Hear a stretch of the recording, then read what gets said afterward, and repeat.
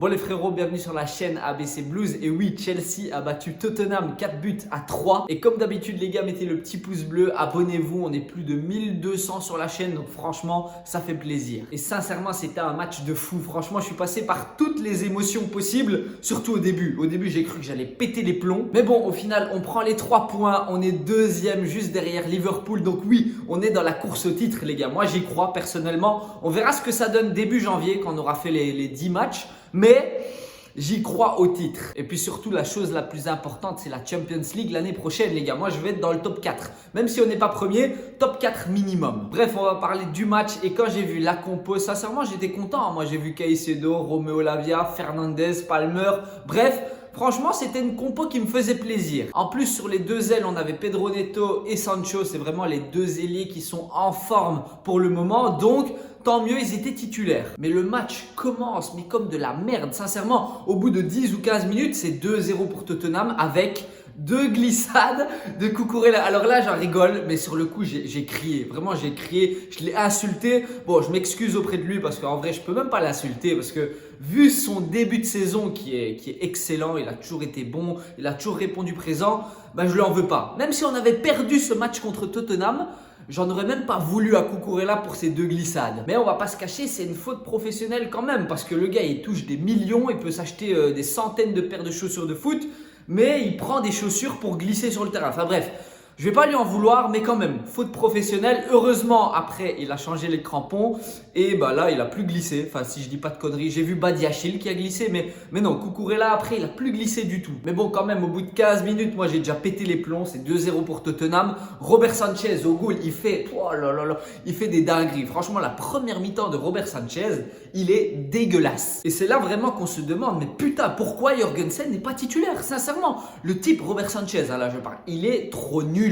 Son jeu au pied, il a fait, je crois, 2 ou 3 fois la même passe qui aurait pu se finir en goal pour Tottenham. Heureusement, ils n'ont pas été super bons. Mais, oh là là, Robert Sanchez, il m'a rendu fou. Badiachil, franchement, là, sur le coup, Badiachil, il a fait des passes, encore une fois, de merde. Enfin, désolé, mais son match, pour moi, en première mi-temps, il n'est pas bon. Donc, si on combine Cucurella qui glisse 2 fois, Badiachil qui fait des relances de merde, et Robert Sanchez, lui, il pue. Franchement, il est pas bon, il est dégueu. Enfin, bref, voilà. Si on combine les trois ensemble, oh là là, ben voilà, on ramasse 2 goals, tout simplement. En plus de ça, durant cette première mi-temps, Cole Palmer et Jackson, ils sont pas bons. Mais surtout Palmer, il est inexistant. Quand il touche la balle, c'est pas bon. Il rate une occasion de malade. Enfin bref, c'est vraiment pas le jour de Cole Palmer jusqu'à la deuxième mi-temps. Mais en tout cas, sa première, oh, il est pas bon. Jackson, pareil, il est vraiment pas bon du tout. Je l'ai trouvé, c'est bizarre à dire, mais d'habitude, quand il reçoit le ballon dos au goal, il arrive à la garder, puis à se retourner. Mais là, il était tout léger, il se faisait bouger dès qu'il y avait un contact.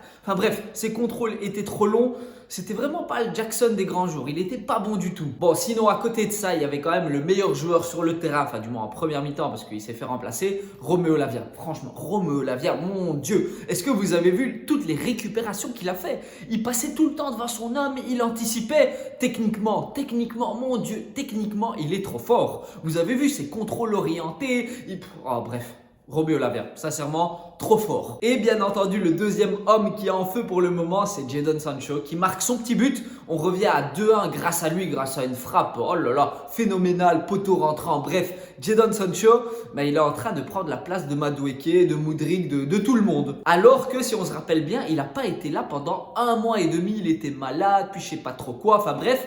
Et là maintenant, Jadon Sancho, titulaire, il met des goals. C'est le deuxième goal de Jadon Sancho en 2 matchs, tout simplement. Mais par contre, il se passe quelque chose de très important du côté de Tottenham en première mi-temps, c'est la blessure de Romero. Parce que je crois, si j'ai bien entendu, il est revenu de blessure, ça faisait peut-être 1 mois. Et là, bam, il rechute. Donc ça veut dire qu'il doit sortir. Et j'ai envie de dire, tant mieux pour nous, c'est vrai. Allez, je suis un enfoiré, j'avoue, ça se fait pas de le dire. Mais en vrai, tant mieux pour nous parce que nous, on veut des points, on veut que Chelsea gagne, on veut être deuxième et bientôt premier. Donc, s'il y a des blessés dans l'équipe adverse, c'est pas notre problème. Bref, cette première mi-temps se termine sur le score de 2 buts à 1 et là, il va se passer quelque chose de... En fait, j'ai pas compris. C'est-à-dire qu'à la mi-temps, c'est qui sort? Romeo Lavia. Et là, je me dis, mais qu'est-ce qui se passe dans la tête à Maresca? Alors oui, ça a fonctionné, on a gagné 4 buts à 3, mais sur le coup, je me suis dit, mais pourquoi tu sors le meilleur joueur de ton match? Parce que pour moi, Romeo Lavia, sincèrement, en première mi-temps, qui est meilleur que lui sur le terrain? personne. Même Enzo Fernandez qui faisait un bon match jusque-là n'était pas meilleur que lui. Même Caicedo qui faisait un bon match en tant que latéral droit n'était pas meilleur que lui. Donc pourquoi est-ce que tu sors Romeo Lavia?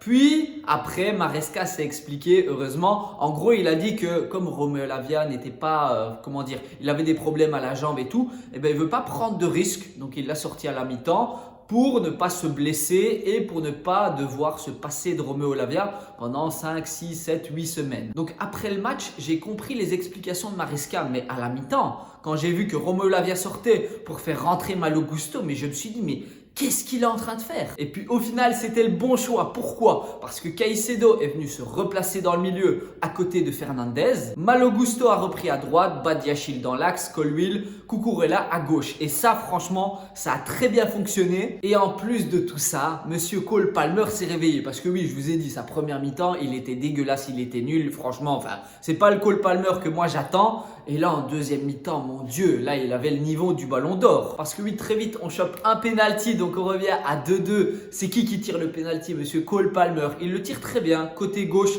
c'était son 10e but de la saison. Et je sais pas si vous vous rendez compte, les gars, 10 buts, alors que le gars n'est même pas numéro 9. Il est genre numéro 10, excentré à droite, à gauche, tout ça. Bref, 10 buts, c'est énorme. Et en plus de ça, les gars, pendant cette deuxième mi-temps, on a surdominé Tottenham. On était tout le temps dans leur camp. Il y a peut-être eu une petite phase où ils ont été dangereux et encore, mais sinon on était tout le temps dans leur camp. On les a dominés de ouf de A à Z. Mais finalement, on revient à 2-2 et juste derrière, Cole Palmer, ben, comme je vous ai dit, c'est un génie. Le gars, il commence à dribbler 3 ou 4 joueurs, je sais même plus. Il fait des feintes de corps, des roulettes, des semelles, des fins, bref.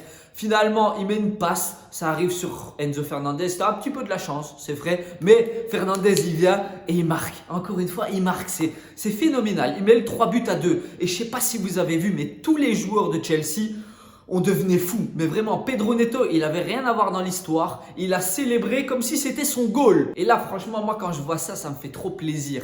Parce que même des joueurs qui ne sont pas impliqués dans la phase, ils deviennent fous, ils sont heureux. Alors que en face, les supporters de Tottenham, ils m'ont rendu fou. À chaque fois qu'il y avait un corner, ils jetaient des boulettes de papier, des gobelets, tout ce que tu veux. Et quand on a marqué ce foutu 3e goal, les gars, j'ai insulté tous les supporters de Tottenham. J'avoue, c'était pas très bien de ma part, mais j'en pouvais plus. Ils me rendaient fou. Surtout que vous savez bien, on peut pas perdre ce match contre Tottenham. Les gars, c'est un derby. Pour le respect qu'on a envers nous-mêmes, pour notre estime de nous, on peut pas perdre ça. Et donc ouais, ce fameux goal de Enzo Fernandez, ben, je suis désolé, mais il est magnifique. Reprise de volée avec le fameux solo de Cole Palmer sur le côté droit, ben, fantastique. Et là, quand j'ai vu ça, je me suis dit, ok, on est en train de dominer Tottenham. Maintenant, on va mettre un 4e, un 5e, un 6e. Bon, j'ai peut-être un peu vu les choses en grand, mais on a mis le 4e juste derrière grâce à encore un penalty provoqué par Cole Palmer cette fois-ci. Et c'est vrai qu'au début, je me suis dit, ouais, c'est un petit peu léger, mais non, en fait, le gars lui chope la jambe, il le pousse dans le dos. Donc, ok, c'est penalty. Il le prend, il marque le 11e but de sa saison sur une Panenka, les gars. Qui aurait cru que le gars allait taper une Panenka? Alors que le match, il est important, on ne peut pas perdre des points. Si on gagne, on revient en tant que 2e. Et le seul joueur à faire une Panenka, c'est Cole Palmer, tout simplement. Il est énorme, ce gars. Et en plus, dans son interview d'après-match, il a dit qu'en gros, il savait pas qu'il allait faire une Panenka, mais il l'a quand même fait. Il s'est dit que le gardien allait plonger comme le match était un petit peu chaud.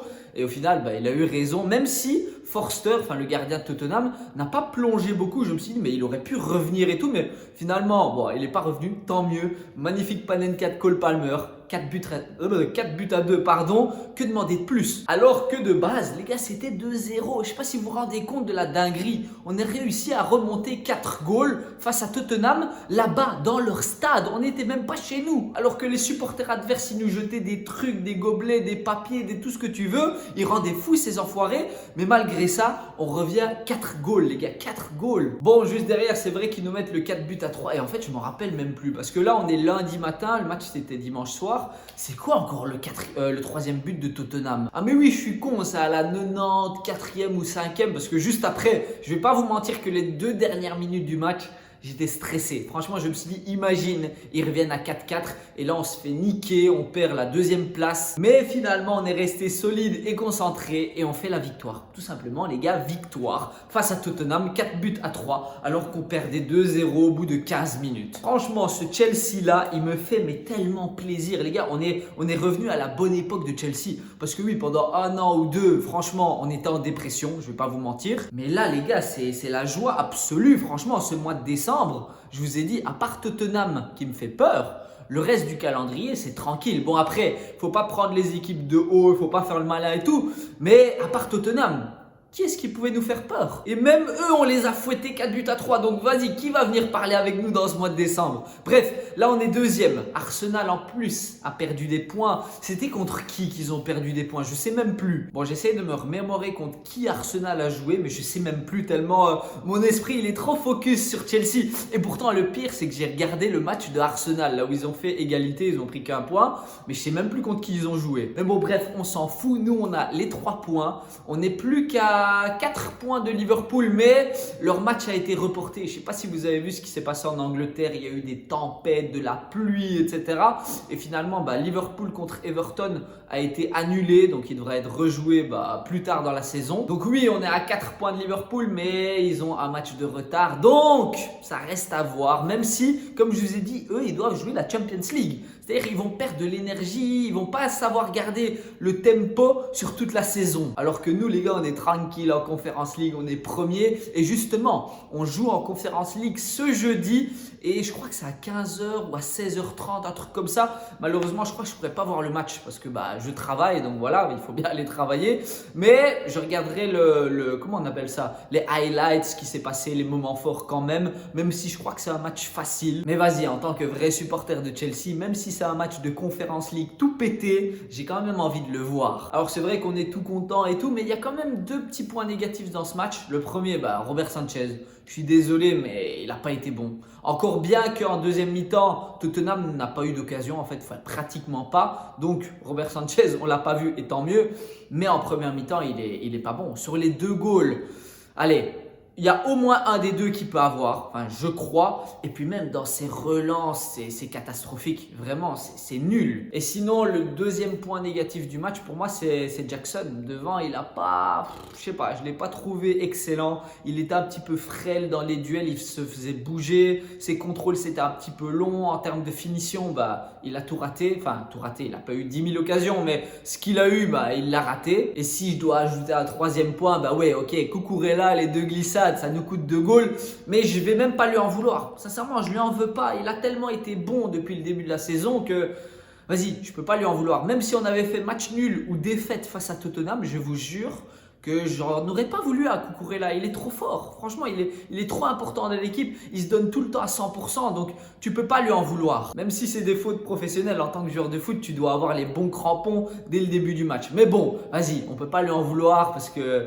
vas-y, c'est Cucurella. Bref, ce match, il m'a fait trop plaisir. Sincèrement, on est deuxième. J'ai hâte de voir la suite. Et justement, on se dit à la prochaine dans une nouvelle vidéo.